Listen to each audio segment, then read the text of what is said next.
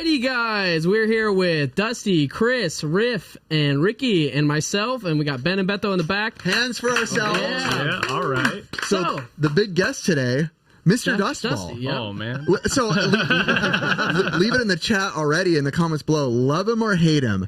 I feel like there's so much love for you, and also those who just love to hate. But so that we give a little backstory for our audience. Yeah. You're Dusty. You're on Storage Wars. Tell us a little about yourself, and then we'll jump into some questions for you. What would you like to know, my brother? I would like to know your process on Storage Wars. How long you been on there? And I kind of want to know, how did you get in there? And also, what are you allowed to say? You can tell us, but whatever you're not allowed to say, you don't have to say. Well, I mean, I've been there for it's been 2 seasons now. A season and a half, I guess, technically. But, I mean, the way that I got there was basically being where I should be doing my job anyways. You know, you go to the auction, you buy your rooms, and then basically, you know, I started going to auctions where there was filming locations, you know, and these filming locations are private. But when you follow live auctions, you know, you just end up there as the public. And then, you know, I guess I was just nailing them down too much. And then they were like, well, he's taking the room, so why, you know, if you can't beat him, join him. So they kind of approached you? Yeah, definitely. Wow, Yeah. I like that, Dusty. And, I mean, also, because, I mean, real buyers, you know? Yeah. You're putting down. Were you out buying a lot of those guys? Oh, sometimes, yeah. Or just nailing them perpetually. Wow. And I think I just naturally talk a lot of trash, too, even if I don't know you. I can't help it, you know? It's like, it just full diarrhea mouth, you know, just spills out. Which I see that as intimidating a little bit too, because like even when we first met you, I don't think I knew that you were on Storage Wars at that point. It's super sarcastic, right? Yeah, you were super sarcastic, but I'm like, oh, I think he's being cool with us though. Like it was like a slow learn. I'll be honest, I had a tough time figuring you out at first too, man. Your sense of humor is an interesting one. Yeah, it's amazing. And I couldn't tell. I was like, damn, are you just like busting on me? Or like, being cool? Like I had a tough time with that. I think it's like a little bit of bust and lube at the same time. Now that I like it. The full package, brother. Yeah, correct. And now that I've known you for a while, and I've known you a couple years now too, I'm like, oh, okay, I get it. I got it now. Yeah, you know, it's like anything. You know, when you meet some people, you're just like, you don't understand at first, but when you get to know them, you're like, oh, okay, this is just how he is. He's crazy. What got you into buying storage? You said this is what you were doing before Storage Wars, so it wasn't like, hey, this guy would be great on camera, let's hire him and then he'll do it. No. You were doing this, so what got you into that mindset of doing it? I think I bought my first storage when I was 16, you know, and that was actually pre-legal allowed to buy a storage. You know, it's like one of those things where it's kind of like when you want to go backstage at a concert, bro. You just don't look anybody in the eye and just act like you belong there and just tunnel vision, walk right in. Nobody asks questions. Same thing for going to the auction at 16. Just walk in the office like you're a gangster, sign in, and just go join them. That's it, bro. And that's how I did it, like pre-legal allowed to go. So, I mean, obviously you have to be 18 or older to buy these things. It's like a legal lien sale, essentially. Wow. But, I mean, honestly, though, I started maybe very young, bro. I mean, I had my own toy show table probably 2nd grade. I mean, about 3rd grade. I used to get pulled out of like at school, just hustling yo-yos or something? No, bro. Oh. Like my mom used to come pick me up. Like it was my favorite time of the month. I think it was every month or every other month. They had an antique show in Arizona at the Coliseum. I think it was every other month. I can't remember. But it would be like the greatest. It was like the 3rd week, Thursday. You're just like sitting there staring at the clock above the teacher's head, not even listening, don't even care. And you're just like waiting for it to hit like 12 o'clock because I know my mom's going to be in the office to call me out, because then we go down to the antique show. I'd set up all my toys I found at yard sales and then nail people all weekend. You know, even as a little kid, I was just whacking them over the head. Wow. That's awesome. Yeah, really young, bro. And then, I mean, me and my dad, we started eBay when I was 10 years old. Like, I've been on eBay for 26 years now. Wow. So, I mean, he's got a notable name, too. What were you selling back then on eBay? Toys. Yeah, toys. Like, I was really obsessed with Star Wars and Ghostbusters and just, like, cool things. You know, So not all only it started with toys for you? Basically, Was yeah. it was toys your passion as Yeah. far as as well? You love Yeah, toys. like literally, I have a picture of me in like the living room at like 8 years old, the whole living room floor covered in vintage Star Wars. Wow. And then basically what I'd do is I'd go to garage sales and buy other toys, sell them at the toy show, create my budget, and then when the main toy show came up, which was called Arizona Toy Roundup, I remember this, like 1995, 1996, and my dad would take me to the toy show, dude. I'd blow all the money I made. I'd buy Star Wars figures and I'd buy rare ones. Bro, I read the Star Wars Collector's Guide so much that the binding fell off the back of it when I was a little kid. Like straight up. I was like nuts, you know? That's crazy. That's how I was with comics. I was big into comics, and it was the Wizard magazines for me. It was the price guides that I was obsessed with the price guides. I always remember just like looking for the rarest, like just at the prices, like the rarest one, and being like, man, I want to find that someday. I need the vinyl Cape Jawa, or I need the rocket firing Boba Fett. I mean, even in the 90s, bro, like a rocket firing Boba Fett was like $2,500, which is like pretty. Now it's massive. Yeah, it's like $100,000 or whatever it goes for. Do you now. do you still currently have a collection now that you're Oh, yeah. okay, so you still do. Which that. I've seen. I've been to your house before, and I've seen he has all up on the walls. You were showing me some of the stuff you stole from his house. That was awesome. yeah, thanks, man. I got that rocket fire. And Boba Fett. I wish I had it, bro. Now I was reading somewhere. Did your parents own an estate sale company? Yeah, when you were yeah, younger. Now how definitely. was that like? Amazing, bro. That I think that's like where the initial like loving to dig through other people's stuff probably hit. Like getting in the old dresser and looking at all these little trinkets. It actually even started earlier than that, bro. Because my mom, like when I was really little, like we'd go to an estate sale. My mom would just throw me a bag, and I would just run in the estate sale, and whatever looked interesting to me, I would just grab it and start filling this bag. I'd be like, oh, this looks good. Fill the bag. And then my mom would go like in the bedroom in the back, and she'd start peeling out all the items I picked. She'd be like, oh man, this is a good one. Good job. This is good because of this. Oh, this one, no good. Don't grab these anymore, you know? And it was like, that was a very young age. I got to know. So you've been doing this for a long time. You've been on Storage Wars. Yeah. Can you maybe in your brain put a number on how many storage units you think you've bought at this point? I mean, at least 1,000. At least 1,000. And I mean, 1,000 is a lot because that's, loading full moving trucks and like massive amounts of labor. There's work involved. Yeah. Yeah. It's not like buying something online where I bought it, now it's mine. Yeah, there's work involved. No, it's not. It's not receiving like a 7x7x7 box in the mail and grabbing one pop out of it, and you know. What number would you say, if you had to guess, obviously it's just shooting a number, of a ratio of good, you bought, let's say 1,000. What number of those do you think were good lockers versus amounts of being like, these were just garbage fails? I mean, it's weird. It like rolls in waves. Like sometimes I'll have like this thing where all of a sudden I'll buy like 3 to 5 that are like, wow, dude, 3 to 5 amazing ones in a row. And then somehow you just get on the poop train, dude. When the poop train hits, dude, you never know how long the poop train can last. I mean, sometimes I've had the poop train last a month. I've had it last a week, you know. I've had it last 3 rooms, 10 rooms, you know. So it's weird. Like when you're on, you're on. When you're off, you're off. But I mean, if you had to put it in like a constructive average, I mean, I would almost say that like maybe you work for free a lot. Maybe 1 in 10 rooms will be amazing, or you'll find something really cool. Average around 1 in 10. Yeah, I mean, depends though. It just depends how good of a sniffer you are, because it's like the more garbage you buy, or like the more situations of the same situation, looking at like this picture of random boxes and furniture and this and that, you can start to peel apart like people. Like now, like if I see plastic plants and wicker furniture, run away. I bought 20 of those rooms in my life, and for some reason, people that have a lot of wicker furniture never have anything good. I can't explain it, dude. You'll find like beware the wicker man. Beware of the wicker furniture. You know, it'd be like stupid little things like that. You figure out, or there's like the tip of the iceberg. Like for some reason, I'm staring at your Mario quiz cards. But let's use this as an example. Let's say there's a toolbox in there, and they have like an 80s Nintendo sticker on the toolbox. You might see something as small as one little sticker on the toolbox, and you're like, well, forget it, man. I'm going to gamble $3,000 on this 10x30 because of a Nintendo sticker. Yeah. And then sometimes you peel it apart and you'll be like, wow. We call that the sign of life on our show. So like when we go to a table and we'll see like an adapter for the Wii U, we're like, oh, a sign of life. One thing, yeah. It means like somewhere in here they have something that trickles into something gaming. Now, my biggest question for you, I've been curious to this. What is the biggest item you've ever found value-wise? What is the you can recall? I'm sure you have a million things in your head that you're thinking about. What's one of the biggest items you're like, I sold it for X amount?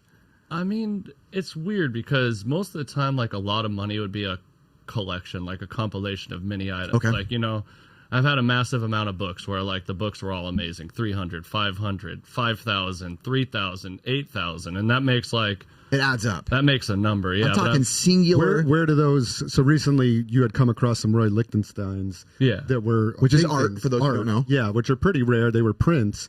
You valued those, and I was actually interested in buying those from you. We didn't come to an agreement on a deal, but you had valued those at like maybe 120K. It was like, yeah, 70,000 ish. Yeah, 70, 80,000 ish. Where does that rank in like greatest? It's finds? that's in the top. That is you know, in the that's top. a top 5, like kind of like lightning strike moment. It seems like once a year there might be like what I would call a strike of lightning. You know what I mean? Where it's like a wow item. You'd just be like, okay, well that's like 20 G's or something, you know, or something really nice, or like I said, like a pile of nice stuff. It seems like singular item is a lot more rare than maybe finding a collection, you know, that adds up to something.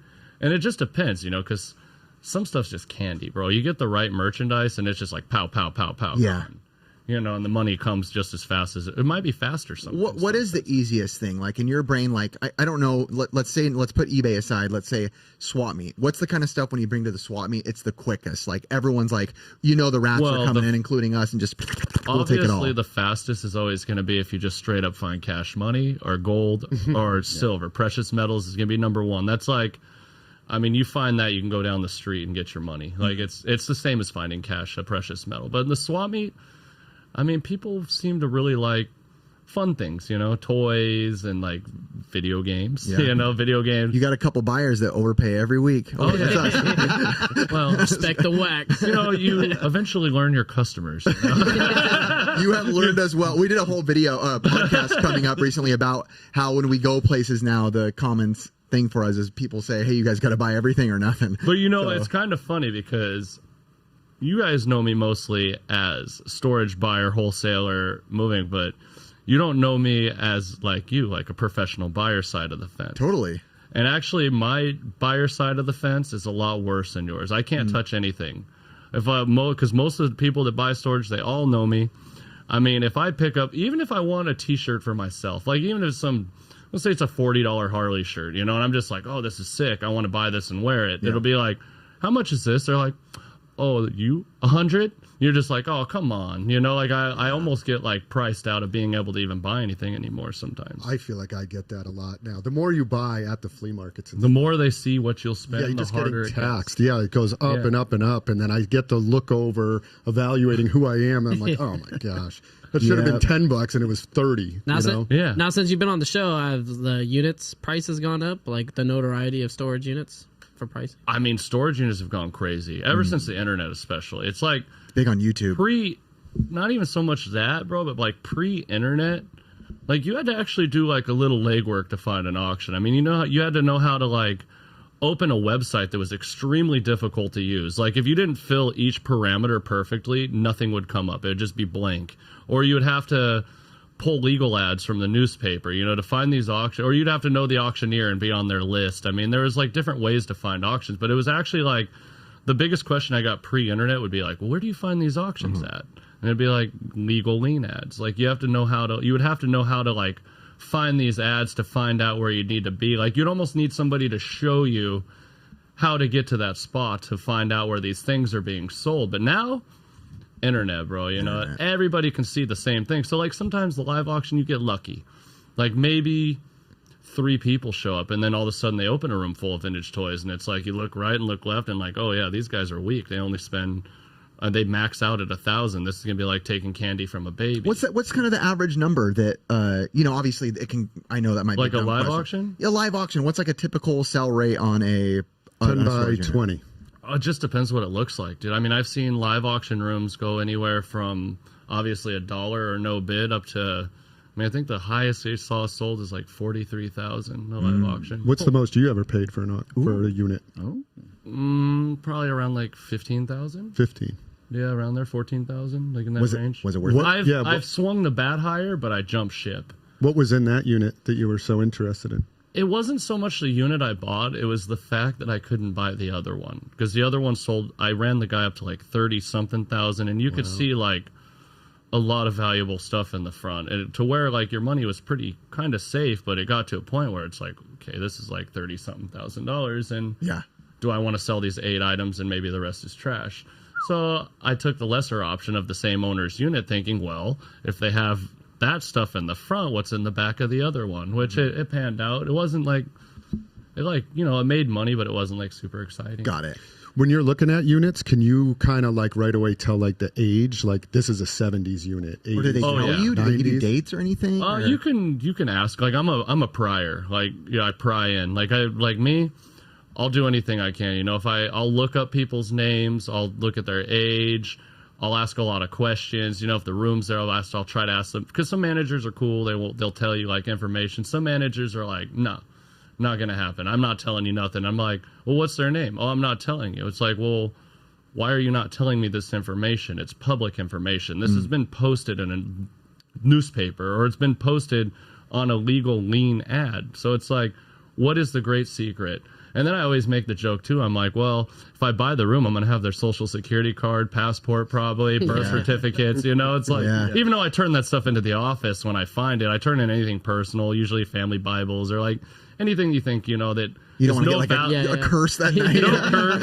No curse, no value to you. It's like, you're not there to like wreck people, it's like, and some people say that too. It's like, oh, don't you feel bad buying this stuff? And I just tell, it's like, if it's not me, it's happening. So if it's not me, it's going to be somebody else. It's like, and I feel like you've been doing this so long that it's kind of like second nature to you now. What would you say was like one of the most famous blockers that you've bought from? Oh, famous. Person-wise that you found out about?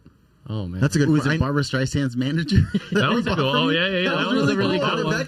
That's not the Vectrex behind us, but that was a cool one. Yeah, that was really cool. And recently, I know not you, but we've been kind of digging through Sid Haig's. All his personal stuff has been in a recent locker. Yeah, no, I mean sometimes that's the thing is too, man. If you were like, I used to know this guy. He passed away, but he was a wizard. I'd call him a wizard because was his name Harry? No, not quite.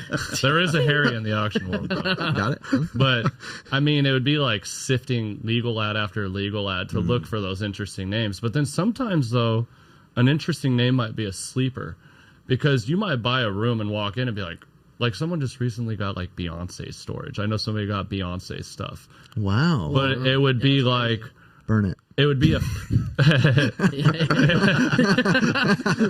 terrible. It's Illuminati or something, bro. She scares me. I don't know why. It would be like a failure of somebody that's in your staff. It's like... Because a lot of these people, they don't take care of it, and maybe a credit card expires that it's on or something, and the staff's not paying attention because they're like, oh, it's been there for 5 years and it's always paid. And the next thing you know, here comes some random dude at the auction that just comes up like a bandit, You're going to tell the Sinbad story? No, recently Ben, who's back there, he just found some folders on a table, like photo albums, and he opened it, and it's like actual pictures of Sinbad with a bunch of celebrities, and it was like his daughters with like personal letters written to his daughter, and Ben reached out and actually got a hold of her and was like, I came across like your family albums, and it's like with tons of celebrities in there with him, like Leonardo DiCaprio and all this stuff. So, and she responded, and I think they're gonna work something out, but it's just interesting that stuff even kind of comes along. And I know Renee, part of the show. I know he's a friend of yours. Oh yeah, right. And he found like Kobe's like locker, right? Oh, I remember that. Yeah, that's a long chain of events, but that was actually... Ooh, there's some... You know what that spells? NDA, non-disclosure agreement. He wants to say something he can't say right now. Say it again, the non-disclosure agreement. Well, non-disclosure. I mean, more like respectfully, but it's like... I know that room originally came from a younger buyer. It was actually, it's funny because I know it was literally a storage facility right around the Staples Center where that came from. Okay. And it was at a weird time where during COVID, they were having auctions on the cell phone. I won't say company names or anything, but the auction was on the cell phone. And basically it was really dumb, because it was COVID. They didn't want everybody to go inside and do this and that. Yeah. So the manager would be there with like an iPhone with the camera on video chat, and everybody be connected to a bidding and a chat. It was all pixely, bro. So I mean, some people came up hard, because some of the photos are bad, so you'd be like go inside and be like, oh wow, you know, I know some people got some really nice stuff for cheap at that time, but Yeah. I know that the buyer paid $300 for Kobe's locker. Wow. And it was under his manager's name, I think. And I guess it wasn't like a lot of stuff. It was just a small room. I think it was 3 or 4 wardrobe boxes, he said, or just a very low amount of boxes, but just packed full of shoes and clothes and all this, you know, crazy stuff. But that came from a buyer, and, you know. I would say the last question we have to ask Dusty, before we move on to the next one, and you don't have to answer, but well, everyone's going to know if you don't answer. If you can't answer, it's okay. Is Storage Wars staged? Oh, man, come on. All right, next topic. All right, here we go. No, bro. I mean, I've pulled out a lot of nice stuff that, I mean, like, I know was there. No, you're good. You're good. I'm just. I know the stuff, you know, because it's like I bought the room, nobody touched it, I locked it, I opened it. It's like, I mean, how is it going to be staged? True. Actually, before we do go on to the next topic, I actually wanted to ask this: have there been cases for you where there have been sketchiness for storage facilities going through the locker before you buy it?